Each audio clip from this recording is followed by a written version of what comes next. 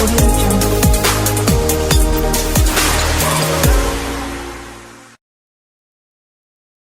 Hello and welcome to Hope Tushant Yadav. This is lecture number 2 of Economy Previous Year Question Series, and we are targeting UPSC Prelims 2021 examination. And you know the formula that Prelims is a game of practice of facts, elimination technique, concept and common sense.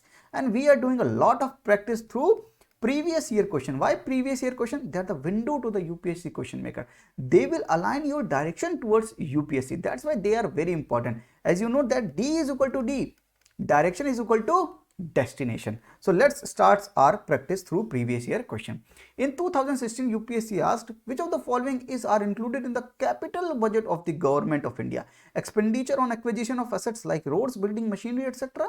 Loan received from the foreign governments, loans and advances granted to states and union territory. बताइए आप, which type of question is this?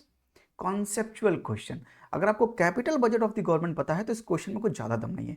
आइए एकदम इसकी analysis करते हैं, इसको base से समझते हैं. गवर्नमेंट के दो अकाउंट समझते हैं, revenue account and capital account. And very crude example, आपकी डेली लाइफ से एग्जांपल लेके हम इस चीज को समझते हैं. तो ध्यान से सुनिएगा. ये आप हैं, खूब मूंछ वाले आप हैं, ठीक है, और आपकी दो पॉकेट है. ये पॉकेट की कैरेक्टरिस्टिक है कि ये डेली बेसिस वाली पॉकेट है, और इस पॉकेट की कैरेक्टरिस्टिक है कि ये वंस इन अ वाइल वाली पॉकेट है. समझिए इस चीज को, ये डेली बेसिस पे इस पे कुछ आ रहा है, कुछ जा रहा है इस पॉकेट पे. तो दो पॉकेट है आपके पास, एक डेली बेसिस वाली पॉकेट, एक once in a while basis वाली पॉकेट. कहने का मतलब डेली बेसिस का मतलब शॉर्ट टर्म की बात कर रहे हैं हम, ठीक है, और वंस इन अ वाइल यानी कभी कभी, यानी कैसी बात कर रहे हैं? लॉन्ग टर्म की बात कर रहे हैं. तो डेली बेसिस वाली पॉकेट में क्या होगा? डेली बेसिस पे कुछ रेवेन्यू आएगा, यानी कुछ इनकमिंग होगी, कुछ इनकम का सोर्स होगा जिससे पैसे आएंगे डेली वाली बेसिस पे. और डेली बेसिस पे कुछ आप खर्चे भी करेंगे, जैसे हम एक्सपेंडिचर करेंगे. कभी कभी वाली पॉकेट के साथ भी दो कंडीशन है, कभी कभी उस पर रेवेन्यू आएगा और कभी कभी आप उस पर एक्सपेंडिचर करेंगे उससे. ये चीज समझ में आई? तो आपके पास दो पॉकेट है, एक डेली बेस वाली पॉकेट, एक कभी कभी वाली पॉकेट. डेली बेसिस पे कुछ आता है, कुछ खर्च करते हैं, कभी कभी कुछ आता है, कुछ खर्च करते हैं. एग्जांपल ले लेते हैं भाई. डेली बेसिस पे आपके पास पैसे कैसे आते हैं? आपको पॉकेट मनी मिलती है पेरेंट्स से. हो सकता है आपने अपना रूम किसी को दिया हो और उससे रेंट आपको मिल रहा है ना, तो रेवेन्यू है आपका, यानी बेसिस, मंथली बेसिस पे आपको रेंट मिलेगा, ठीक है.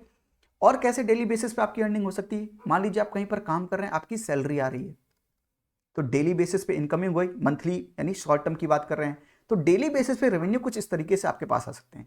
डेली बेसिस पे आप खर्च कैसे करते हैं? ग्रोसरी भी खर्च कर सकते हैं, आप फूड पर खर्च करते हैं, है ना, आप बुक्स पर खर्च कर सकते हैं, आप नेटफ्लिक्स का सब्सक्रिप्शन लेने में खर्च कर सकते हैं, मंथली सब्सक्रिप्शन लेते हैं, है ना. तो डेली बेसिस पे आपके पास कुछ रेवेन्यू आ रहा है, डेली बेसिस पे कुछ आप एक्सपेंडिचर कर रहे हो.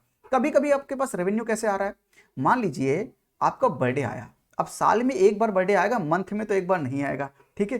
तो साल में अगर एक बार बर्थडे आया और आपके पापा ने आपको एक एक्सपेंसिव गिफ्ट दिया, आपको 10,000 रुपीज गिफ्ट कर दिए, 10,000 रुपए आपको दे दिए, तो ये 10,000 रुपए आपको कभी कभी मिलेंगे, यानी कभी कभी वाली पॉकेट पे आपके इनकमिंग है, यानी कभी कभी रेवेन्यू आया आपके पास. समझे इस बात को? आपने अपना जो लैंड है, जमीन है, उसको आपने बेच दिया. अब रोज तो आप अपनी जमीन बेचोगे नहीं, कभी कभी आप अपना लैंड बेचोगे, तो लैंड से जो पैसे आएंगे वो कैसा कैसा रेवेन्यू है? कभी कभी वो रेवेन्यू आएगा. समझे इस बात को या नहीं समझे? कभी कभी आप एक्सपेंडिचर कैसे कर सकते हैं? मान लीजिए आपके दोस्त का बर्थडे आया, है ना, आपने अपने दोस्त को एक एक्सपेंसिव गिफ्ट दे दिया. दोस्त का बर्थडे रोज तो नहीं आएगा ना, साल में एक बार आएगा ना, उसको आपने गिफ्ट दे दिया, तो कैसा एक्सपेंडिचर है? बर्थडे गिफ्ट, कभी कभी एक्सपेंडिचर है, ठीक है. आपने क्या किया? किसी का लैंड एक्वायर कर लिया, ठीक है, किसी से लैंड खरीद लिया या घर खरीद लिया आपने, तो कभी कभी घर या लैंड खरीदेंगे आप, तो एक्सपेंडिचर कैसा है आपका? कभी कभी वाला एक्सपेंडिचर है. आप एग्जाम्पल समझ रहे हैं आपकी डेली लाइफ से, इसीलिए मैंने लिया है कि आपके पास दो पॉकेट हैं, एक डेली बेसिस वाली पॉकेट, एक once in a while basis वाली पॉकेट. डेली बेसिस पे कुछ आता है, डेली बेसिस पे आप कुछ खर्च कर देते हैं, कभी कभी कुछ आता है और कभी कभी आप कुछ खर्च कर देते हैं. In a very similar way government के पास दो अकाउंट होते हैं. एक अकाउंट को बोलते हैं हम रेवेन्यू अकाउंट, समझिए इस चीज को, और दूसरे अकाउंट को बोलते हैं हम कैपिटल अकाउंट.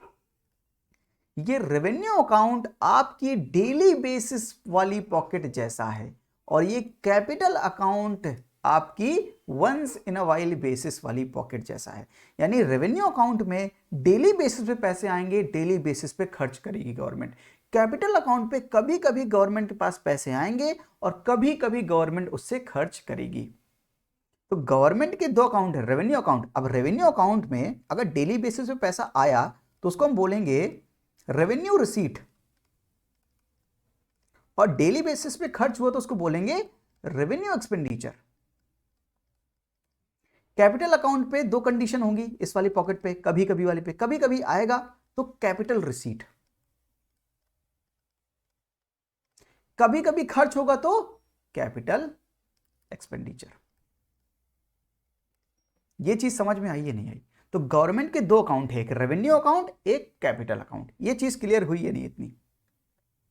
अब देखिए बजट के दो पार्ट होते हैं, एक रेवेन्यू अकाउंट एंड एक कैपिटल अकाउंट। ठीक है, रेवेन्यू अकाउंट में revenue receipt and revenue expenditure, capital account में capital receipt and capital expenditure. ठीक है, अब रेवेन्यू अकाउंट में जैसे मैंने आपको आपके सोर्सेज बताए थे कि डेली बेसिस पे कैसे पैसे आएंगे, कैसे खर्च होंगे। तो आपका क्वेश्चन ये होगा कि सर सरकार के पास, गवर्नमेंट के पास डेली बेसिस पे पैसे कैसे आते हैं? डेली बेसिस पे जो पैसे आते हैं गवर्नमेंट के पास वो दो तरीके से आ सकते हैं, एक टैक्स बेस से, एक नॉन टैक्स बेस से। टैक्स बेस मतलब कि इनकम टैक्स, कॉर्पोरेट टैक्स जो कंपनियां पे करती हैं, जीएसटी इनडायरेक्ट टैक्स है जो, कस्टम ड्यूटी, इन टैक्स से जो गवर्नमेंट के पास पैसा आता है ये टैक्स बेस्ड डेली बेसिस पे आता है, इसे revenue receipt of the government कहेंगे। और नॉन टैक्स से भी पैसा आ सकता है, कैसे? फाइन, फी, टोल, आप टोल टैक्स जो पे करते हैं, आपकी चालान कट जाता है, उससे जो पैसे गवर्नमेंट के पास आते हैं तो कैसा है? नॉन टैक्स बेस्ड गवर्नमेंट का रेवेन्यू रिसीट है। डिविडेंड, इंटरेस्ट रिसीव्ड, तो गवर्नमेंट ने किसी को लोन दिया है, वो इंटरेस्ट आ रहा है उसके पास, तो रेवेन्यू रिसीट, डेली बेसिस पे इंटरेस्ट आएगा। समझ रहे हैं इस बात को? तो गवर्नमेंट के पास डेली बेसिस वाली पॉकेट पे कुछ इनकमिंग के सोर्सेस हैं। डेली बेसिस पे गवर्नमेंट एक्सपेंडिचर कैसे करती है? डेवलपमेंटल वर्क पे एक्सपेंडिचर कर सकती है और नॉन डेवलपमेंट वर्क पे भी एक्सपेंडिचर कर सकती है। डेवलपमेंट वर्क मतलब maintenance of various infrastructures, research and development etcetera. Non development work मतलब इंटरेस्ट पेमेंट, गवर्नमेंट ने किसी से लोन लिया है तो उसका इंटरेस्ट पे कर रही है, तो इंटरेस्ट पेमेंट कैसा है? Non developmental in nature. Defence, subsidies, government बहुत ढेर सारी सब्सिडी देती है, grants, salary, pension, law and order पे जो खर्चे होते हैं ये सब कैसे हैं? Non developmental revenue expenditure of the government. भाई नॉन डेवलपमेंटल क्यों? क्योंकि अगर आप एम्प्लॉय को सैलरी दे रहे हैं उससे कुछ डेवलपमेंटल वर्क तो नहीं होगा ना, डिफेंस में जो खर्चा कर रहे हैं उससे कुछ डेवलपमेंटल वर्क तो नहीं कर रहे हैं ना। इसीलिए कहते हैं गवर्नमेंट को क्या कि अगर आपके नेबर्स बहुत पीसफुल रहे आपके साथ तो मिलिट्री यानी डिफेंस पे खर्चे कम करने पड़ते हैं और उस खर्चों को हम डेवलपमेंटल वर्क में यूज कर सकते हैं। समझ रहे हैं इस बात को? तो गवर्नमेंट की जो डेली बेसिस वाली पॉकेट है उसके साथ कुछ कंडीशन है एक्सपेंडिचर की। कहां कहां एक्सपेंडिचर करती है? डेवलपमेंट वर्क पे भी कर सकती है और नॉन डेवलपमेंटल वर्क पे भी कर सकती है। गवर्नमेंट का कैपिटल अकाउंट यानी कभी कभी वाली बेसिस वाली पॉकेट, कभी कभी पैसे कहां से आते हैं? गवर्नमेंट ने किसी से लोन ले लिया। अब आपने किसी से लोन लिया तो डेली बेसिस पे तो लोन लेंगे नहीं, कभी कभी लोन लेंगे। तो लोन लेंगे तो पैसे आपके पास आएंगे, तो आएंगे तो है तो कैपिटल रिसीट ही ना, आपकी पॉकेट पे इनकमिंग है। रिकवर द लोन, इसको हम समझेंगे principal amount.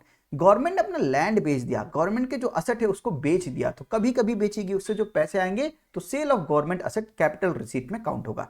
Dish investment of public sector unit यानी पीएसयू का अगर डिस इन्वेस्टमेंट किया, अब डिस इन्वेस्टमेंट रोज तो गवर्नमेंट करेगी नहीं, शॉर्ट टर्म पे नहीं करेगी, लॉन्ग टर्म पे करती है, इसलिए कैसा है? Capital receipt of the government. Capital expenditure क्या हो सकते हैं? एक्सपेंडिचर ऑन फ्रेश इंफ्रास्ट्रक्चर, कुछ नया क्रिएट किया इकोनॉमी में, नई रोड बनाई, नया कैनल बनाया, नया इंडस्ट्रीज बनाई, ये कैसा खर्चा है? कभी कभी इंडस्ट्रीज बनाएगी, कभी कभी रोड बनाएगी, capital expenditure of the government. हम और समझेंगे इसको, रीपेमेंट ऑफ लोन ये भी समझेंगे, and loans to state government. यहां पर तीन टेक्निकलिटी है, तीन बहुत ही बेहतरीन फॉर्मूले हैं रेवेन्यू अकाउंट और कैपिटल अकाउंट को बहुत बेहतरीन ढंग से एकदम माइन्यूट तरीके से पढ़ने के लिए। इन चीजों को हम समझते हैं। तो मैंने आपको revenue account and capital account of the government बताया। अब आप तीन बेहतरीन फॉर्मूले सुनिए। पहली चीज सुनिए आप, अगर आपने लोन किसी से लिया है, लोन लिया है तो आपको उसका इंटरेस्ट भी पे करना पड़ेगा और उसका प्रिंसिपल अमाउंट भी पे करना पड़ेगा। बहुत ध्यान से सुनिए, लोन आपने लिया है तो पे करना है, इंटरेस्ट भी पे करना है और प्रिंसिपल अमाउंट भी पे करना है। तो पे करना है तो क्या है? एक्सपेंडिचर है। इतना समझ में आया? ये याद रखिएगा, जो इंटरेस्ट होता है हमेशा डेली बेसिस वाली पॉकेट पे काउंट होता है। तो इंटरेस्ट जो पेमेंट कर रहे हैं या इंटरेस्ट आपके पास आ रहा है, ये जो इंटरेस्ट है ये डेली बेसिस वाली पॉकेट पे काउंट होता है, क्योंकि ये डेली काउंट होता है। जो प्रिंसिपल अमाउंट होता है ये वंस इन अ वाइल वाली पॉकेट पे काउंट होता है। समझिए इस बात को। तो यहां टेक्निकलिटी आप समझिए कि लोन आपने किसी से लिया है तो आपको इंटरेस्ट पे करना है और प्रिंसिपल अमाउंट पे करना है, लेकिन इंटरेस्ट आप अपनी डेली वाली पॉकेट से पे करोगे और प्रिंसिपल अमाउंट आपकी कभी कभी वाली पॉकेट से पे होगा। और पे हो रहा है क्योंकि आप एक्सपेंडिचर कर रहे हो। तो कैसा एक्सपेंडिचर है? Interest payment, revenue expenditure of the government, और principal amount is capital expenditure of the government. Loan वाला समझ में आया आपको? लोन लिया है गवर्नमेंट ने तो इंटरेस्ट पे किया और प्रिंसिपल अमाउंट पे किया, लेकिन इंटरेस्ट पेमेंट किया अपने रेवेन्यू वाली पॉकेट के रेवेन्यू एक्सपेंडिचर से और प्रिंसिपल अमाउंट पे किया अपने कैपिटल अकाउंट के कैपिटल एक्सपेंडिचर वाली पॉकेट से। अब इसका जस्ट उल्टा सोचिए आप, गवर्नमेंट ने लोन किसी को दिया है तो गवर्नमेंट के पास इंटरेस्ट भी आएगा और गवर्नमेंट के पास प्रिंसिपल अमाउंट भी आएगा यानी रेवेन्यू है। इंटरेस्ट यानी डेली वाली पॉकेट पे रेवेन्यू होगा, इसका मतलब ये रेवेन्यू रिसीट में आएगा और ये प्रिंसिपल अमाउंट कहां आएगा? Capital receipt of the government. तो इंटरेस्ट आएगा रेवेन्यू अकाउंट वाली पॉकेट में रेवेन्यू रिसीट में, और प्रिंसिपल अमाउंट आएगा कैपिटल अकाउंट के कैपिटल रिसीट में, क्योंकि आ रहा है, रेवेन्यू सोर्स है। तो लोन का कॉन्सेप्ट समझ में आया नहीं? देना और लेना दोनों चीज समझ में आई है नहीं? और एक दूसरा फॉर्मूला समझिए इसमें। सेकंड, आप मुझे बताइए लोन और ग्रांट्स में क्या अंतर है? लोन्स क्या है? मैंने आपको 100 रुपए दिए और मैंने कहा एक साल में 8% इंटरेस्ट रेट चार्ज करूंगा मैं आपसे और 108 रुपए एक साल के बाद मुझे वापस कर देना। लेकिन अगर मैं आपसे कहूं कि ये ले 100 रुपए और जी ले अपनी जिंदगी, मुझे कभी वापस मत करना। अगर मैं आपको पैसे वापस मांग रहा हूं कि मैंने आपको कुछ दिया है, आप वापस कीजिए इंटरेस्ट रेट के साथ, उसे हम कहेंगे लोन। और मैंने कहा जा सिमरन जा जी ले अपनी जिंदगी, उसे हम कहेंगे ग्रांट्स। समझिए इस बात को। तो लोन्स और ग्रांट्स में बेसिकली ये अंतर है। तो लोन्स रिकवरी पर्पस के लिए होता है, ग्रांट्स अपने अनुदान जिसे हम कहते हैं हिंदी में, ये दे दिया आपने, ठीक है। अब यहां पे टेक्निकलिटी क्या है, जब भी सेंट्रल गवर्नमेंट स्टेट गवर्नमेंट को लोन देगी तो सेंट्रल गवर्नमेंट स्टेट गवर्नमेंट को लोन दे रही है, यानी सेंट्रल गवर्नमेंट का एक्सपेंडिचर है। लेकिन लोन जो देती है सेंट्रल गवर्नमेंट स्टेट गवर्नमेंट को, वो कभी कभी देती है। तो ये कैसा एक्सपेंडिचर है सेंट्रल गवर्नमेंट का? कैपिटल एक्सपेंडिचर है। लेकिन सेंट्रल गवर्नमेंट स्टेट गवर्नमेंट्स को जो ग्रांट्स देती है ये डेली बेसिस पे, मंथली बेसिस पे देती है। तो ये कैसा एक्सपेंडिचर है? Revenue expenditure. That means grants given by the central government to state governments are revenue expenditure of central government and loans given to state governments are capital expenditure of the central government। ये चीज समझ में आई आपको? Loans और grants के बीच का एकदम distinction समझ में आया? टेक्निकलिटी ये सेकंड चीज है इसमें समझने के लिए। और अगर तीसरी चीज आप समझें, थर्ड बहुत इंपॉर्टेंट, आपने इकोनॉमी में कुछ नया क्रिएट किया है, नया इंफ्रास्ट्रक्चर क्रिएट किया है। मान लीजिए जैसा कि आपने नई रोड्स बनाई हैं, नई बिल्डिंग्स बना रहे हैं, आप इंडस्ट्रीज बना रहे हैं, आप नए कैनल्स बना रहे हैं, एक्सेट्रा एक्सेट्रा एक्सेट्रा। आप कुछ इकोनॉमी में नया क्रिएट कर रहे हैं। अगर इकोनॉमी में कुछ नया क्रिएट कर रहे हैं तो आप कभी कभी क्रिएट करोगे। तो रोड जो बनाओगे वो कभी कभी बनाओगे। तो कैसा एक्सपेंडिचर है? क्योंकि एक्सपेंडिचर करना पड़ेगा बनाने में, तो ये कैपिटल एक्सपेंडिचर है। लेकिन इस नया इंफ्रास्ट्रक्चर का जो मेंटेनेंस करना पड़ता है, रोड में गड्ढे पड़ गए हैं, इसका मेंटेनेंस जो करना पड़ता है वो डेली बेसिस पे करना पड़ता है। तो उस पर जो खर्चा होता है उसे हम रेवेन्यू एक्सपेंडिचर में काउंट करेंगे। मेंटेनेंस ऑफ वेरियस इंफ्रास्ट्रक्चर, इसे कहां काउंट करेंगे? रेवेन्यू एक्सपेंडिचर में। और कभी कभी कुछ नया क्रिएट करेंगे तो कभी कभी करेंगे तो कैपिटल एक्सपेंडिचर में। ये तीन डिस्टिंक्शन समझ में आए या नहीं आए? अब आप वापस आइए इस पे, देखिए यहां पर मेंटेनेंस ऑफ वेरियस इंफ्रास्ट्रक्चर। अगर मेंटेन कर रहे हैं वेरियस इंफ्रास्ट्रक्चर तो क्या है? Developmental revenue expenditure. लेकिन अगर नया क्रिएट करना है, एक्सपेंडिचर ऑन फ्रेश इंफ्रास्ट्रक्चर, ये देखिए इधर, ये क्या है? Capital expenditure of the government. Loans अगर स्टेट गवर्नमेंट को देती है, लोन्स टू स्टेट गवर्नमेंट, ये कैसा है? कभी कभी लोन्स देगी तो कैपिटल एक्सपेंडिचर। और ये डेली बेसिस पे जो देती है, डेली बेसिस पे जो ग्रांट्स, ये है ग्रांट्स। तो डेली बेसिस पे जो ग्रांट्स देती है सेंट्रल गवर्नमेंट स्टेट गवर्नमेंट को, कैसा एक्सपेंडिचर है? Revenue expenditure of the government. अब लोन्स की बात करते हैं। मान लीजिए सेंट्रल गवर्नमेंट ने किसी को लोन दिया तो इंटरेस्ट आएगा। इंटरेस्ट कहां आएगा? रेवेन्यू रिसीट वाली पॉकेट में, रेवेन्यू रिसीट में आएगा। कहां पर? यह है इंटरेस्ट रिसीव्ड। और प्रिंसिपल अमाउंट कहां आएगा? Capital receipt. Recover the loan the principal amount. और गवर्नमेंट ने अगर जस्ट उल्टा किया है, गवर्नमेंट ने किसी से लोन लिया है तो प्रिंसिपल अमाउंट देना पड़ेगा, कहां से देगी? Repayment of loan, capital expenditure से। और जो इंटरेस्ट देगी वो कहां से देगी? इंटरेस्ट पेमेंट रेवेन्यू एक्सपेंडिचर वाली पॉकेट से। ये तीन बेहतरीन फॉर्मूले आपको समझ में आए नहीं है। अब इस टेक्निकलिटी, इस कॉन्सेप्ट के साथ अब इस क्वेश्चन को एनालाइज कीजिए, और मैं आपको लिख के दे रहा हूं, इसका आंसर आप कमेंट बॉक्स में दीजिए। अब आप जरूर दे लेंगे। लिखिए आंसर क्या है प्लीज मेरे लिए। Which of the following is are included in the capital budget of the government? तो आप पार्टिसिपेट कीजिए प्लीज, इसका आंसर लिखिए। कैपिटल बजट में क्या क्या है? Expenditure on acquisition of assets like roads, building, machinery etcetera. कैसा है?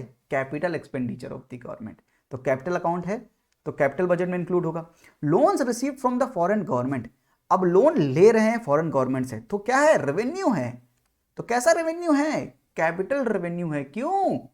क्योंकि कभी कभी आप लोन लेंगे फॉरेन गवर्नमेंट से, तो कैसा रिसीट है? Capital receipt of the government, तो कैपिटल अकाउंट में भी काउंट होगा। And loans and advances granted to the states and union territories, ये ग्रांटेड का मतलब वाला ग्रांट नहीं है। क्या ग्रांट कर रहे हैं आप? लोन्स दे रहे हैं। अगर लोन दे रहे हैं स्टेट और यूनियन टेरिटरी को तो कैसा है? Capital expenditure of the government. तो किस पॉकेट की बात हो रही है? कैपिटल अकाउंट की बात हो रही है, यानी कैपिटल बजट मतलब कैपिटल अकाउंट की बेसिकली बात करना। तो ये कैपिटल बजट की बात हो रही है, तो इसमें कैपिटल एक्सपेंडिचर और कैपिटल रेवेन्यू दोनों आएगा। अगर देखा जाए तो ये तीनों ऑप्शन एकदम सही है। तो आंसर क्या हो जाएगा? 1, 2 एंड 3। आई थिंक आपने ऑप्शन डी मार्क किया होगा। आपको ये पूरा कॉन्सेप्ट देखिए, अगर हम एक PYQ ले रहे हैं, किसी ने कमेंट भी किया था कि सर ज़्यादा क्वेश्चन लिया करिए, मैं ज़्यादा क्वेश्चन ले सकता हूं, आप जैसा कहेंगे वैसा करेंगे।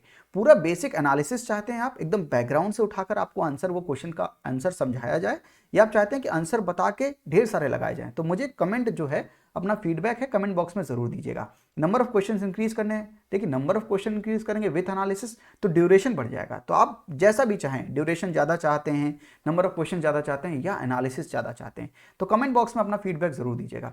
ये 2016 में जो क्वेश्चन आया था, UPSC ने पूछा था, ये आपको कैपिटल बजट क्लियर है नहीं? कमेंट बॉक्स में लिखिए यस सर और नो सर। ये मेरा चैनल है होप टू शांत यादव। आज के लिए एक PYQ काफ़ी है। आपने पूरा एनालिसिस किया, आपने गवर्नमेंट के 2 अकाउंट पढ़े हैं भाई, revenue account and capital account. ये इतनी जल्दी समझ में नहीं आते, ईजी लैंग्वेज में समझिए हर चीज़ को, इकॉनमी आपको बहुत अच्छी लगने लगेगी, ये मेरा प्रॉमिस है आपसे। तो सब्सक्राइब जरूर कीजिएगा चैनल को अगर आपने अभी तक नहीं किया, लाइक कीजिएगा वीडियोस को। आप मुझसे कनेक्ट हो सकते हैं टेलीग्राम, इंस्टाग्राम और फेसबुक में। ये PPT या PDF मैं टेलीग्राम पे अपलोड कर दूंगा, ताकि आप उसको वहां पर रखिए, डाउनलोड कर लीजिए आप वहां से, और ये क्वेश्चन का एनालिसिस, ये सब कुछ स्ट्रक्चर्ड वे में अपने पास रखिए। तो आज के लिए इतना ही। थैंक यू, नमस्ते, जय हिंद।